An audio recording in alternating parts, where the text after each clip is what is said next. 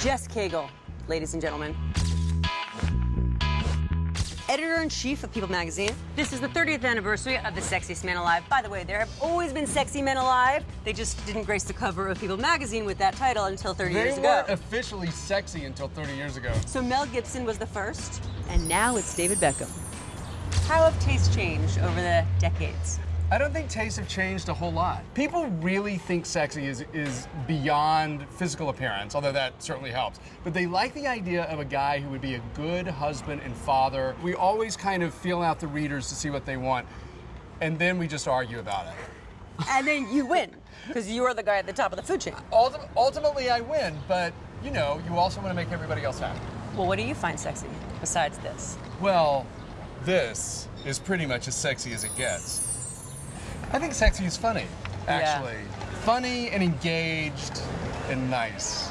Engaged to someone else? No, not engaged to someone else. Engaged, you know, engaging, entertaining, right. Somebody who listens, somebody who asks questions. All that kind of stuff is sexy. I'm sure you would agree. And also hot. Hot. Also hot. Yes. Sexiest man alive. It's a very subjective thing, right? Who's sexy? I think it must be hard to find consensus. But let's get to some basics. Do they have to be matinee star good looking? No. But it helps. And like historically they are, right? And historically they are. I'm trying to remember a time when I don't think we've ever had somebody who was not objectively good looking. Like Ed Koch was not sexiest He man. wasn't ever the sexiest man alive. To People readers. To People readers. Mrs. Koch. Well, I'm not sure if there ever was a Mrs. Koch. Oh God, really? Cat. I think there was May he rest in other peace. things going on. You know what? But he wasn't, Wait, sadly, what? ever the What? sexiest man alive. Wait, what? Ed Koch? What? How has the journalistic bent of the magazine changed as years have gone by? I feel like now we're in such a star-driven culture. It's all about celebrity. Right. I mean, you even had the Pope on looking like Kim Kardashian. And he was so well lit. I don't think he looked like Kim Kardashian. Yes, he did. Yes, he did. Well, he had a smoky eye that day. You know, we often get compared to other celebrity magazines. I've always thought that People magazine is much more like a morning show in that you cover a lot of entertainment, you know, but there's also a lot of human interest stories. There's you know, everything in the news. If there's a tragedy that has occurred in the nation, we will cover that. We had Donald Trump on the cover, you know, so... Did you just call him a tragedy? No. There's a tragedy in the nation. That's a separate thing. And then we had Donald Trump on the cover. I do not need Donald Trump after me.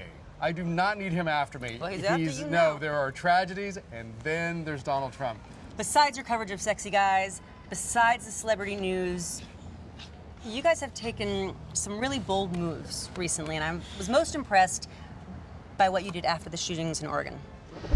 Confirmed report that he's got a long gun. Took every name and phone number of our representatives in the House and Senate and encouraged people to call and give a piece of their mind. Right. Whichever piece you wanted. Now that's a pretty bold political move, which I think people don't associate people with. It got a huge reaction, which I actually didn't anticipate. Obviously, incredibly positive. A lot of people accused us of becoming political. Well, you didn't tell people what to say. No, we didn't tell people what to say. We didn't take a stand on firearms policy or anything like that. There are a lot of good ideas out there. There are, and the good ideas and the concerns go across the political spectrum. The important thing is to have a conversation. Make sure that your representatives are engaged and that they're looking for solutions.